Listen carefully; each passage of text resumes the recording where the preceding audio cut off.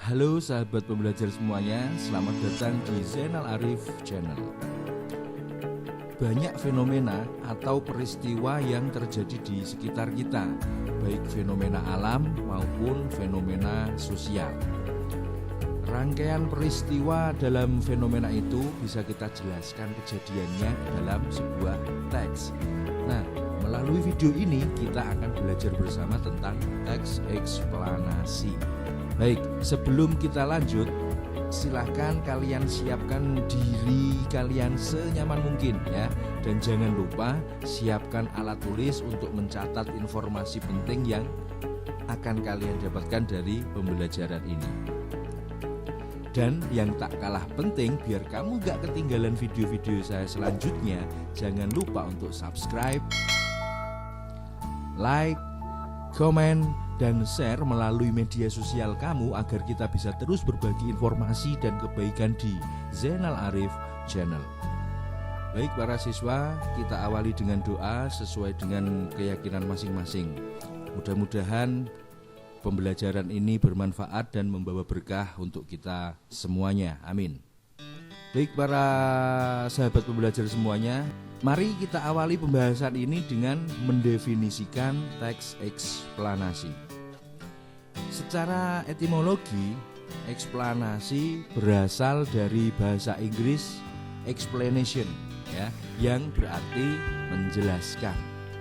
Apa yang dijelaskan? Nah, bisa berupa proses terjadinya sesuatu seperti fenomena alam, sosial, dan budaya atau fenomena yang lainnya. Sebagai contoh misalnya peristiwa terjadinya gerhana bulan, bisa juga karnaval perayaan ulang tahun kemerdekaan dan sebagainya. Dengan demikian ya, kita bisa mendefinisikan bahwa teks eksplanasi merupakan teks yang menjelaskan, menerangkan, atau memaparkan tentang hubungan sebab akibat atau kausalitas dari suatu peristiwa, yakni mengenai mengapa atau bagaimana sebuah fenomena itu terjadi. Selanjutnya, mengapa teks eksplanasi itu dibuat? Tentu mempunyai tujuan ya. Lantas, apa sih tujuan kita membuat teks eksplanasi? Nah, ini karena kita tadi sudah mengetahui bahwa teks eksplanasi itu teks yang isinya menjelaskan, berarti tujuan teks eksplanasi ya menjelaskan fenomena yang terjadi dan menjelaskan sebab akibat terjadinya suatu peristiwa. Kita bisa mengenali sebuah teks itu termasuk teks eksplanasi atau bukan dengan mengenali ciri-cirinya ya. Ada beberapa ciri atau ada beberapa karakteristik dari teks eksplanasi. Yang pertama, teks eksplanasi terdiri dari 3 unsur yang meliputi pernyataan umum, kemudian sebab akibat atau kausalitas, dan yang ketiga interpretasi atau pernyataan tentang topik yang diangkat. Yang kedua, informasi dalam teks eksplanasi berdasarkan fakta atau faktual, dan kefaktualannya bersifat ilmiah. Kemudian yang ketiga, teks eksplanasi bersifat objektif atau sesuai dengan kenyataan yang terjadi. Kemudian teks eksplanasi membahas sebuah peristiwa ya. Dan yang kelima, bersifat informatif atau memberikan informasi tertentu pada pembacanya. Selanjutnya, teks eksplanasi juga terbentuk dari beberapa bagian atau struktur yang menjadi satu kesatuan dalam sebuah teks. Teks eksplanasi mempunyai struktur atau mempunyai bagian sebagai berikut. Yang pertama, identifikasi fenomena atau phenomenon identification. Artinya apa? Mengidentifikasi sesuatu yang akan diterangkan. Kemudian yang kedua, penggambaran rangkaian kejadian atau explanation sequence ya. Jadi teks eksplanasi memerinci proses kejadian yang relevan dengan fenomena yang diterangkan ya, sebagai pernyataan atas bagaimana atau mengapa peristiwa itu terjadi. Nah, pola rincian atas pertanyaan bagaimana akan melahirkan uraian yang tersusun secara kronologis. Kemudian pola rincian atas pertanyaan mengapa ya, akan melahirkan uraian yang tersusun secara sebab akibat atau kausalitas. Kemudian ciri yang ketiga berupa ulasan atau review. Untuk lebih jelasnya kita perhatikan struktur teks eksplanasi dalam gambar yang saya tampilkan berikut ini. Baik, sahabat pembelajar, kita lanjutkan. Lalu apa sih ciri kebahasaan teks eksplanasi? Nah, ini. Secara umum begini, ciri kebahasaan teks eksplanasi bisa kita tentukan sebagai berikut. Yang pertama, menggunakan kata yang bermakna denotatif atau makna sebenarnya. Kemudian yang kedua, menggunakan kata teknis atau istilah yang memiliki makna khusus di bidang tertentu sesuai dengan tema yang diangkat dalam teks itu, seperti itu. Misalnya, apabila kita membuat teks eksplanasi yang dibahas itu berupa fenomena alam seperti gempa bumi ya, atau yang lain ya, gempa bumi saja begitu. Istilah yang akan digunakan dalam teks itu akan banyak kita temui istilah yang berhubungan dengan gempa bumi. Misalnya lempeng bumi, vulkanik, kemudian geologi, terus apa lagi ya? Tektonik, atau mungkin alat ukurnya itu ya, seismograf ya kalau tidak salah itu. Nah, jadi kata-kata khusus dalam bidang tertentu itu akan sering muncul ya.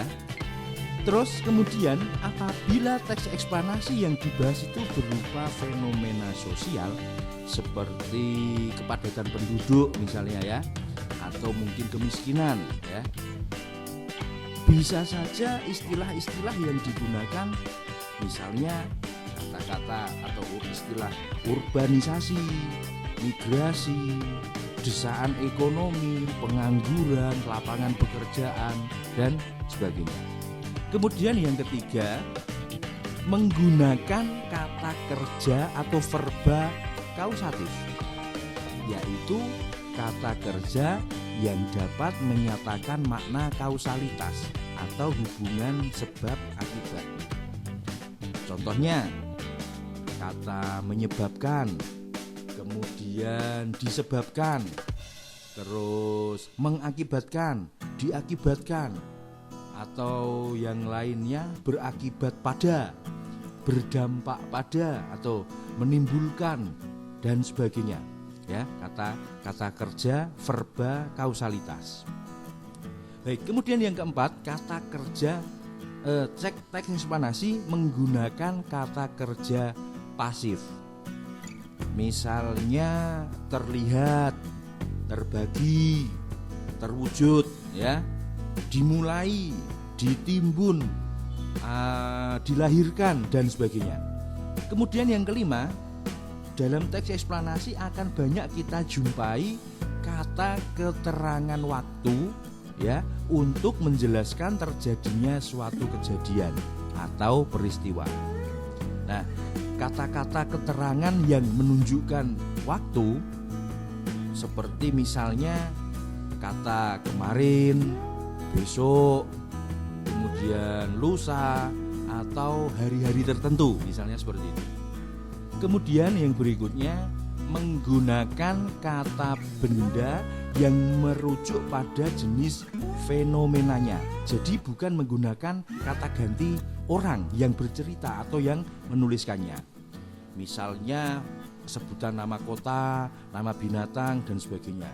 Ya, contohnya kota Semarang atau kota Jepara, kemudian sapi, atau misalnya fenomena alam misalnya gerhana bulan misalnya, seperti itu. Jadi tidak menggunakan kata ganti orang ya, atau kata ganti penulisnya. Kemudian ciri kebahasaan yang ketujuh ya, banyak menggunakan konjungsi kausalitas, yaitu kata hubung yang menyebabkan sebab akibat. Ya. Contohnya kata karena, sebab, terus akibat dari, ya. Kemudian ada lagi sehingga, maka, terus akibatnya, kemudian oleh karena itu, dan sebagainya. Banyak sekali konjungsi kausalitas.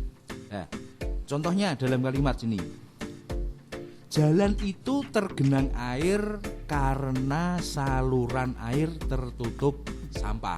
Nah, misalnya, jadi ada konjungsi karena ya, yang menyatakan ada hubungan sebab akibat atau akibat sebab seperti itu. Kemudian ciri yang ke-8, ciri kebahasaan yang ke-8 dari teks eksplanasi, yaitu akan banyak kita jumpai konjungsi temporal atau kronologi ya, atau hubungan waktu ya, yaitu kata hubung yang menyatakan urutan kejadian atau peristiwa. Baik, sahabat pembelajar semuanya, kita lanjutkan.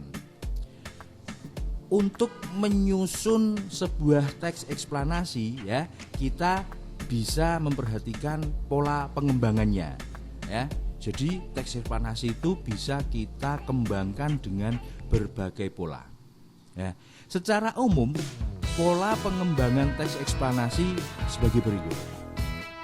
Yang pertama, pola pengembangan sebab akibat. Ya. Jadi sebab dulu, kemudian diteruskan pada akibat.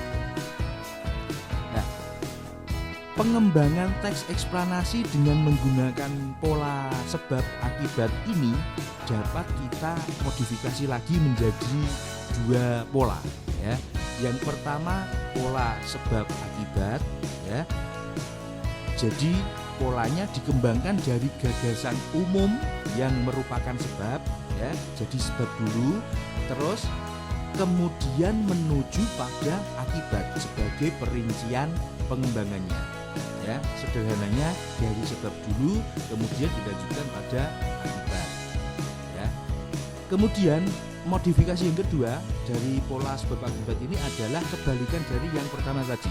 Kalau tadi sebab akibat, yang kedua akibat sebab atau pola akibat sebab. Jadi terbalik. Untuk pola ini dikembangkan dari akibat sebagai gagasan umum, kemudian dikemukakan sejumlah sebab sebagai perincian atas akibat yang dipaparkan sebelumnya. Nah, kira-kira begitu. Kemudian pola yang kedua dalam menyusun teks eksplanasi adalah pola pengembangan proses. Proses ini merupakan suatu urutan dari tindakan-tindakan atau perbuatan untuk menghasilkan sesuatu ya, atau perurutan suatu kejadian atau peristiwa. Baik, para sahabat pembelajar semuanya, untuk membuat teks eksplanasi ya, kita bisa menyiapkan langkah-langkah untuk menyusunnya biar teks itu nanti tersusun secara rapi, lengkap, dan informasinya bisa dipahami dengan baik oleh pembaca. Nah, jadi ada langkah-langkah untuk menyusun teks eksplanasi. Yang pertama, tentukan tema ya. Tentukan jenis eksplanasi yang akan kita buat. Misalnya tentang fenomena alam atau tentang fenomena sosial atau fenomena-fenomena yang lainnya. Kemudian setelah kita menentukan tema, kita lanjut pada langkah yang kedua, yaitu mendaftar ide pokok berupa topik yang dapat dikembangkan. Nah, setelah kita menentukan tema, misalnya tema sosial, kita kembangkan, mendaftar ide-ide pokok apa saja sih yang berhubungan dengan tema tadi, begitu. Kemudian yang ketiga adalah mengumpulkan bahan. Jadi setelah kita menentukan tema, kemudian mendaftar topik-topik yang bisa dikembangkan sesuai tema tadi, langkah berikutnya kita mengumpulkan bahan. Ya, nah bahan itu dapat diperoleh dari berbagai sumber, seperti referensi dari internet, dari berita, dari buku pelajaran, atau bisa saja dari kita mengamati atau melakukan eksperimen penelitian langsung seperti itu. Ya, mengumpulkan bahan. Kemudian langkah yang keempat adalah menyusun kerangka teks eksplanasi. Ya, jadi setelah bahan terkumpul tadi, ya sesuai dengan tema dan ide pokok, kita buat kerangkanya. Ya, kita buat garis besar teks yang akan kita buat itu. Ya, jadi kita memecahkan topik-topik dan bahan-bahan tadi yang sudah terkumpul ke dalam beberapa subtopik, lalu menyusunnya secara sistematis dan logis. Kemudian dilanjutkan pada langkah yang kelima. Setelah kerangka itu tersusun, langkah selanjutnya adalah mengembangkan kerangka. Nah, pada tahap ini kerangka dikembangkan menjadi teks eksplanasi yang utuh dengan memperhatikan struktur dan kaidah kebahasaan yang tepat. Kemudian yang terakhir, nah, jadi kan kita sudah mengembangkan kerangka itu kan menjadi sebuah wacana atau sebuah teks, ya. Tapi jangan dipublis dulu. Tapi ada langkah berikutnya, yaitu menyunting teks yang telah disusun. Nah, menyunting ini ya tujuannya untuk mengoreksi kesalahan-kesalahan yang mungkin terdapat dalam teks yang kita tulis tadi.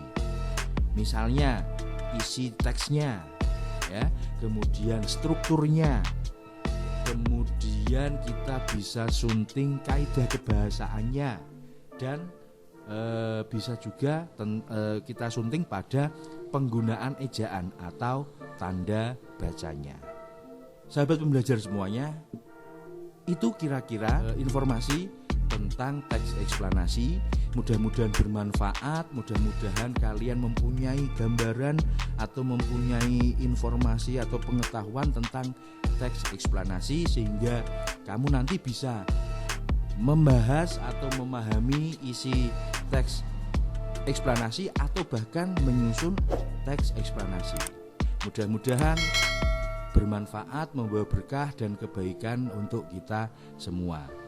Akhir kata, terima kasih telah menyaksikan video saya ini dari awal sampai akhir. Mudah-mudahan kita bisa bertemu lagi dengan materi-materi atau topik-topik yang menarik berikutnya. Terima kasih, saya Zainal Arif, salam hangat untuk Anda semuanya.